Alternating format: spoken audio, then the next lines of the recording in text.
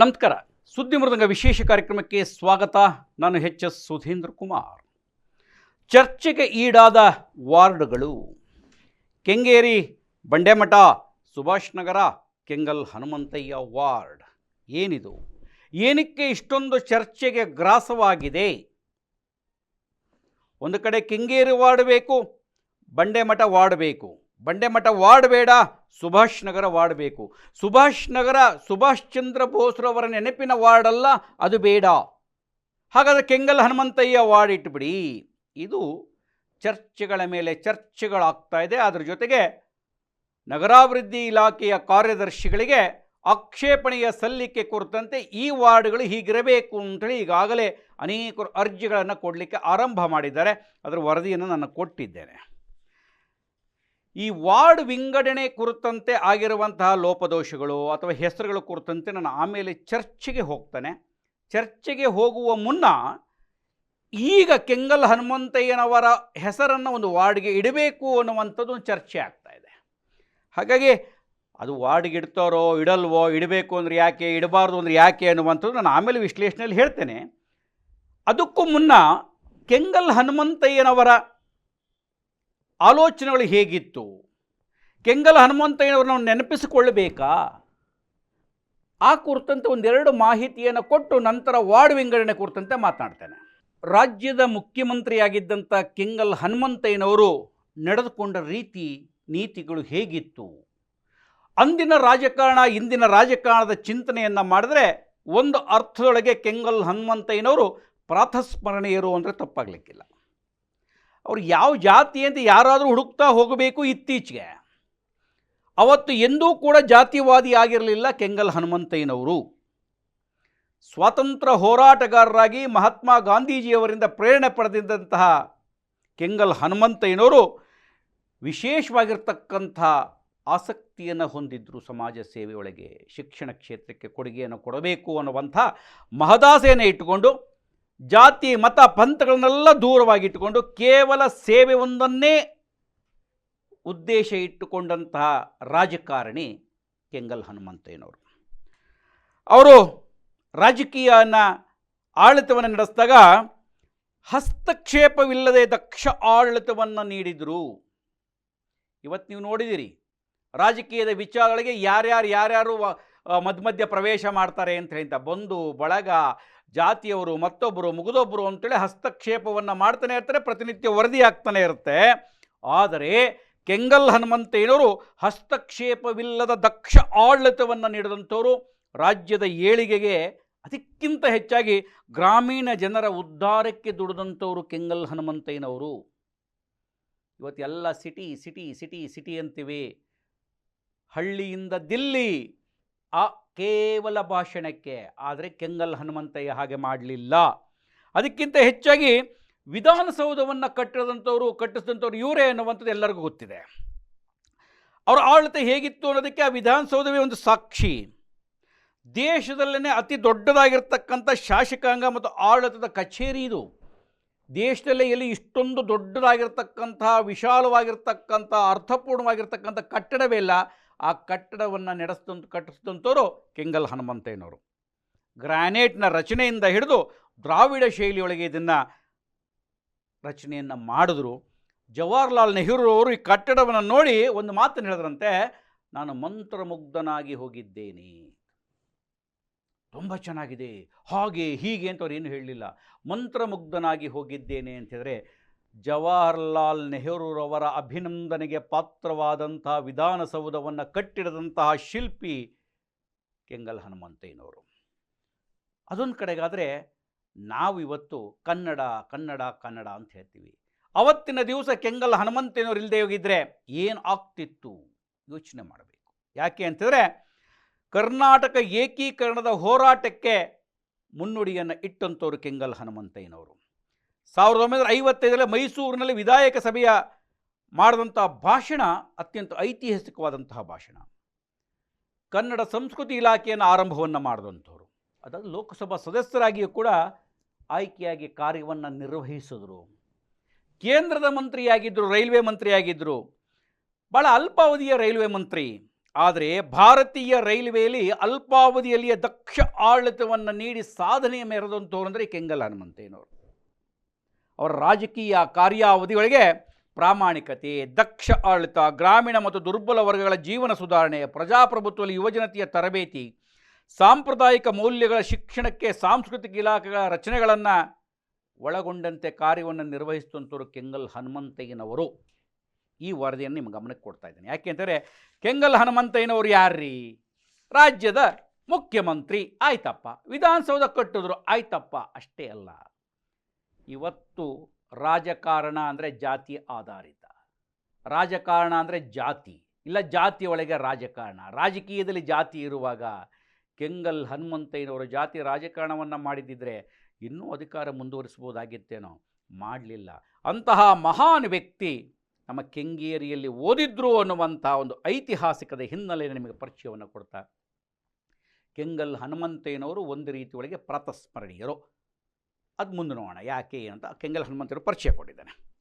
ಇನ್ನು ಎರಡನೇ ಭಾಗವನ್ನು ಹೊರಟಿರ್ತಕ್ಕಂಥ ಚರ್ಚೆಗೆ ಈಡಾದ ವಾರ್ಡ್ಗಳು ಅಂತ. ಕೆಂಗೇರಿ, ಬಂಡೇಮಠ, ಸುಭಾಷ್ ನಗರ, ಕೆಂಗಲ್ ಹನುಮಂತಯ್ಯ ವಾರ್ಡ್, ಇದು ಚರ್ಚೆ ಆಗ್ತಾ ಇದೆ.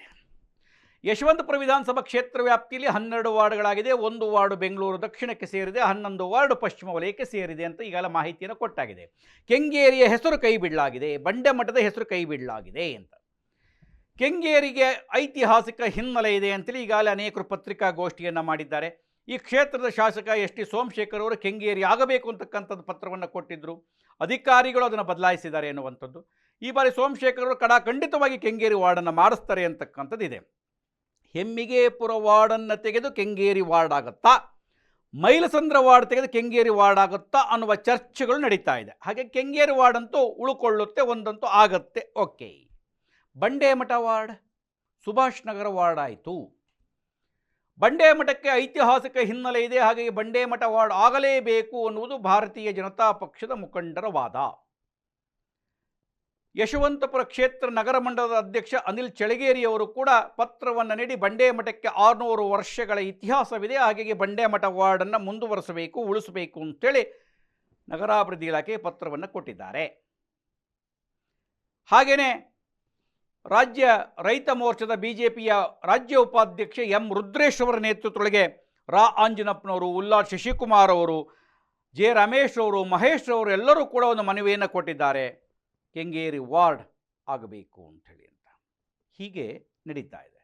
ಆದರೆ ಇನ್ನು ಕೆಲವೊಬ್ಬರು ಬಂಡೇಮಠ ವಾರ್ಡ್ ಬೇಡ ಅಂತ ಆದಾಗ ನಂತರ ಅದಾಗಿದೆ ಸುಭಾಷ್ ನಗರ ವಾರ್ಡ್ ಅಂತ ಆಯಿತು. ಸುಭಾಷ್ ನಗರ ವಾರ್ಡಕ್ಕೆ ಅನೇಕರು ಒಳ್ಳೆಯದು, ಸುಭಾಷ್ ಚಂದ್ರ ಬೋಸ್ರವರ ಹೆಸರಾಯಿತು, ರಾಷ್ಟ್ರ ಪ್ರೇಮದ ಅಪ್ರತಿಮ ನಾಯಕ, ಸ್ವಾತಂತ್ರ್ಯ ಹೋರಾಟದ ಅಪ್ರತಿಮ ನಾಯಕ, ಹಾಗಾಗಿ ಸುಭಾಷ್ ಅವರ ಹೆಸರಿದೆ ಅಂತೇಳಿ ಅಂತ.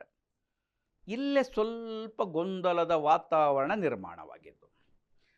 ಬಂಡೇಮಠ ವಾರ್ಡಿನ ಕಾಂಗ್ರೆಸ್ ಮುಖಂಡ ಪ್ರಭುರವರು ಸಿಕ್ಕವರಿಗೆಲ್ಲ ಶಾಸಕರಾದಿಯಾಗಿ ಎಲ್ಲರೂ ಹೇಳಿದಂಥದ್ದು, ಇದು ಸುಭಾಷ್ ಚಂದ್ರ ಬೋಸ್ರವರ ಹೆಸರಿನ ವಾರ್ಡಲ್ಲ, ಇದು ಗಾಂಧಿನಗರದಲ್ಲಿ ಒಬ್ಬ ಸುಭಾಷ್ ಅನ್ನುವ ಹುಡುಗ ಇದ್ದ, ಅವನು ಸತ್ತೋಗಿದ್ದಕ್ಕೆ ಅವನ ಹೆಸರನ್ನು ಅಲ್ಲಿದ್ದರು ಇಟ್ಟುಕೊಂಡಿದ್ದಾರೆ, ಹಾಗಾಗಿ ಇದು ಯಾವುದೇ ಕಾರಣಕ್ಕೂ ನೇತಾಜಿ ಸುಭಾಷ್ ಚಂದ್ರ ಬೋಸ್ರವರದಲ್ಲ ಅಂತ ಹೇಳಲಿಕ್ಕೆ ಆರಂಭವನ್ನು ಮಾಡಿ ಬಂಡೇಮಠನೇ ಉಳಿದುಕೊಳ್ಳಬೇಕು ಅನ್ನುವಂಥ ಅಪೇಕ್ಷೆಯನ್ನು ವ್ಯಕ್ತಪಡಿಸಿ ಅದಕ್ಕೊಂದು ಬಹುದೊಡ್ಡ ಪ್ರಚಾರವನ್ನು ಅಲ್ಲಲ್ಲೇ ಕೊಡಲಿಕ್ಕೆ ಆರಂಭವನ್ನು ಮಾಡಿದ ಹಿನ್ನೆಲೆ ಒಳಗೆ, ಹಾಗಾದರೆ ಸುಭಾಷ್ ನಗರ ವಾರ್ಡನ್ನು ಪೂರ್ಣ ಹೆಸರಿಡುವುದು ಸೂಕ್ತ, ಸುಭಾಷ್ ಚಂದ್ರ ಬೋಸ್ ಅಂತನೋ ನೇತಾಜಿ ಸುಭಾಷ್ ವಾರ್ಡ್ ಅಂತನೋ ಇಡಬೇಕು ಅಂತಾದಾಗ ಈ ಹೆಸರಿನ ವಾರ್ಡ್ ಈಗಾಗಲೇ ಬೇರೆ ಕಡೆ ಒಂದು ವಾರ್ಡಿಗೆ ಇಟ್ಟಿರುವುದರಿಂದ ಮತ್ತೊಂದು ವಾರ್ಡ್ ಒಂದು ಕಡೆ ಇಡಲಿಕ್ಕೆ ಸಾಧ್ಯತೆ ಇಲ್ಲ ಅಂತ ಆಗಿದೆ.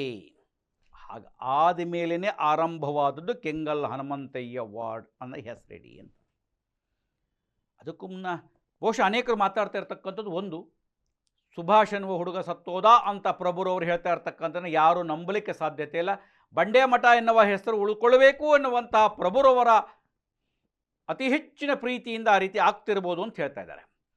ಆದರೆ ಕೆಂಗೇರಿ ಉಪನಗರದೊಳಗೆ AIDYO All India Democratic Youth ಅಸೋಸಿಯೇಷನ್ನ ಜವಾಬ್ದಾರಿ ಹೊತ್ತಿದ್ದಂತಹ ಡಾಕ್ಟರ್ ವಿಷ್ಣು ಸಭಾಯಿತ್ ಅನೇಕ ಯುವಕರನ್ನು ಸಂಘಟಿಸಿಕೊಂಡು ಕೆಲಸವನ್ನು ಮಾಡ್ತಾಯಿದ್ರು, ಸಾಕಷ್ಟು ಹೋರಾಟವನ್ನು ಮಾಡ್ತಿದ್ರು.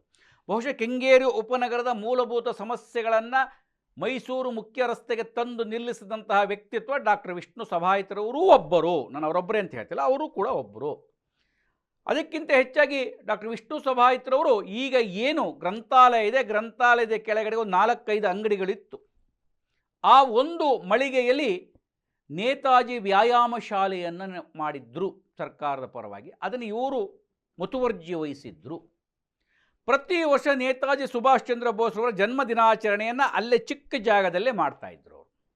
ಅವ್ರ ಜೊತೆಗೆ ಪೂರ್ಣ ಪ್ರಮಾಣದ ಒಂದು ಸಾಥ್ ಕೊಟ್ಟಂಥವ್ರು ಇವತ್ತು ಕಾಂಗ್ರೆಸ್ನಲ್ಲಿ ಓಡಾಡ್ತಾ ಇರ್ತಕ್ಕಂಥ ಕಿರುತೆರೆ ನಟ ಶೈಲೇಶ್.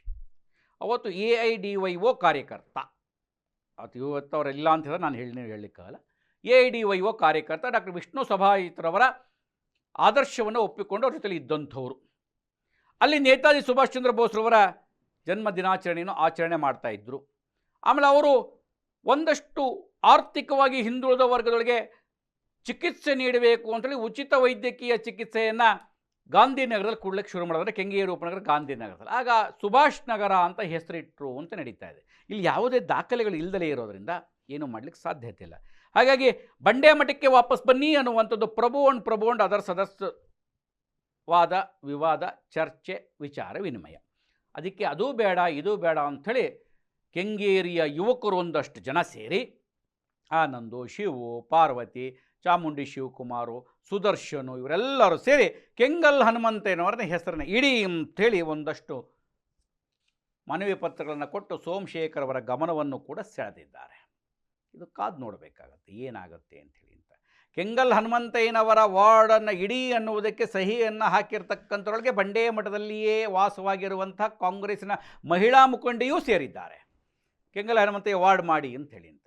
ಹಾಗಾಗಿ ಪರ ವಿರೋಧಕ್ಕಿಂತ ಹೆಚ್ಚಾಗಿ ಏನಾಗುತ್ತೆ ಕಾದು ನೋಡಬೇಕು. ಬಂಡೆ ಮಠ ಬೇಡ ಅನ್ನುವಂಥ ಕೆಲವರ ಆಗ್ರಹ, ಬಂಡೆ ಮಠ ಮಾಡಿಕೊಡ್ತೇನೆ ಅಂತ ಹೇಳಿರ್ತಕ್ಕಂಥ ರಾಜಕಾರಣಿಗಳ ಆಶ್ವಾಸನೆ. ಬಂಡೆ ಮಠಕ್ಕೆ 600 ವರ್ಷಗಳ ಇತಿಹಾಸವಿದೆ. ಮೈಸೂರಿನ ಮಹಾರಾಜರಿಗೆ ಬೆನ್ನುಪಣಿ ಬಂದಾಗ ಆ ಬೆನ್ನುಪಣಿ ರೋಗವನ್ನು ವಾಸಿ ಮಾಡಿದಂಥವ್ರು ಇಲ್ಲಿಯ ಬಂಡೆ ಮಠದ ಶ್ರೀಗಳು ಅನ್ನುವಂಥ ಖ್ಯಾತಿ. ಹಾಗಾಗಿ ಅದು ಹೆಸರಿಡಿ ಅಂಥೇಳಿ ಅನೇಕರು ಹೋರಾಟವನ್ನು ಮಾಡ್ತಾ ಇದ್ದಾರೆ. ಈ ಮಧ್ಯೊಳಗೆ ಯಾವುದೋ ಒಂದು ಮಠ ಮಂದಿರ ಧಾರ್ಮಿಕ ಕ್ಷೇತ್ರಗಳ ಹೆಸರು ಬಿಡುವುದು ಸೂಕ್ತವಲ್ಲ ಅನ್ನುವಂಥದ್ದು ಸರ್ಕಾರದ ನಿರ್ಧಾರ ಅಂತ ಹೇಳಿದಾಗ ಇವತ್ತು ಬೆಳಗ್ಗೆ ಅನೇಕರು ಮಾತನಾಡ್ತಾ ಇದ್ರು. ಯಾಕೆ ಬಸವನಗುಡಿ ಇಲ್ವೇ, ಕಾಡು ಮಲ್ಲೇಶ್ವರ ಇಲ್ವೇ, ಧರ್ಮರಾಯ ಸ್ವಾಮಿ ದೇವಸ್ಥಾನದ ರಸ್ತೆ ಅಂತ ಇಲ್ವೇ, ಹೀಗೆ ಅನೇಕ ಹೆಸರುಗಳು ಈಗಾಗಲೇ ಇದ್ದಾವೆ. ಇಲ್ಲ ಅಂತಲ್ಲ, ನೋಡೋಣ ಏನಾಗುತ್ತೆ ಅಂಥೇಳಿ ಅಂತ ಒಟ್ಟಾರೆಯಾಗಿ ಚರ್ಚೆಗೆ ಸಾಕಷ್ಟು ಈಡಾಗಿದೆ ವಾರ್ಡ್ಗಳು. ಕೆಂಗೇರಿ, ಬಂಡೆಮಠ, ಸುಭಾಷ್ ನಗರ, ಕೆಂಗಲ್ ಹನುಮಂತಯ್ಯ. ಇವತ್ತು ಕಡೆಯ ದಿನ ಅಬ್ಜೆಕ್ಷನ್ ಹಾಕುವುದಕ್ಕೆ ಯಾರ್ಯಾರು ಏನೇನು ಅಬ್ಜೆಕ್ಷನ್ ಹಾಕಿದ್ದಾರೆ ನೋಡೋಣ.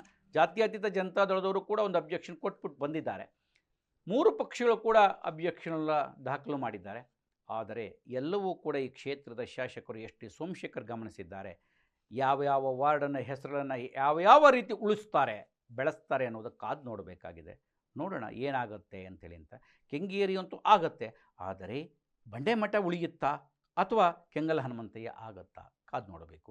ಅನೇಕರು ಹೇಳ್ತಾ ಇದ್ದರು, ಕೆಂಗಲ್ ಹನುಮಂತಯ್ಯನ ಹೆಸರು ಕೆಂಗೇರಿಯಲ್ಲಿ ಓದಿದ್ರಲ್ಲಿ ಕೆಂಗೇರಿಯೊಳಗೆ ಇಟ್ಬಿಡಿ, ಇಲ್ಲ ಯಾಕೆ ಅಂತ. ಕೆಂಗಲ್ ಹನುಮಂತಯ್ಯನವರು ಕೆಂಗೇರಿಯಲ್ಲಿ ಓದಿದ್ದು ನಿಜ, ಆದರೆ ಕೆಂಗೇರಿ ಮೂಲ. ಹಾಗಾಗಿ ಕೆಂಗೇರಿಯ ಹೆಸರು ಬೇಕು, ಕೆಂಗಲ್ ಹನುಮಂತಯ್ಯನವರ ಹೆಸರು ಬೇಕು ಅನ್ನುವಂಥ ಅನೇಕರ ವಾದದ ಮಧ್ಯೆಯೊಳಗೆ ಒಂದನ್ನಿಸ್ತಾ ಇರೋದು, ಈ ಬಂಡೆ ಮಠ ವಾರ್ಡಿನ ಹಳೇದು ಈ ಸುಭಾಷ್ ನಗರ, ಈಗ ಬದಲಾದ ಕೆಂಗಲ್ ಹನುಮಂತಯ್ಯ ವಾರ್ಡ್ ಸಂಖ್ಯೆ 108. 108 ಯಾವ ನಂಬರು? ಹಾಗಾಗಿ ಇದು ಏನಾಗುತ್ತೆ ಅನ್ನೋದು ನನಗೆ ಗೊತ್ತಿಲ್ಲ. ಯಾಕೆಂದರೆ ಏನಾರು ಹೆಚ್ಚು ಕಮ್ಮಿ ಆದರೆ 108ಕ್ಕೆ ಫೋನ್ ಮಾಡಿ, 108ಕ್ಕೆ ಫೋನ್ ಮಾಡಿ ಅಂತ 108 ಯಾವ ನಂಬರು ಗೊತ್ತಿಲ್ಲ. ಇಲ್ಲಿ ಏನು ಹೆಚ್ಚು ಕಮ್ಮಿ ಆಗುತ್ತೋ ಗೊತ್ತಿಲ್ಲ. ಕಾದು ನೋಡೋಣ. ಕೆಂಗೇರಿ ಶತಸಿದ್ಧ, ಬಂಡೆ ಮಠ, ಸುಭಾಷ್ ನಗರ, ಕೆಂಗಲ್ ಹನುಮಂತಯ್ಯ ವಾರ್ಡ್ ಯಾವುದು 108 ಏನಾಗುತ್ತೆ ಕಾದು ನೋಡೋಣ. ನಮಸ್ಕಾರ.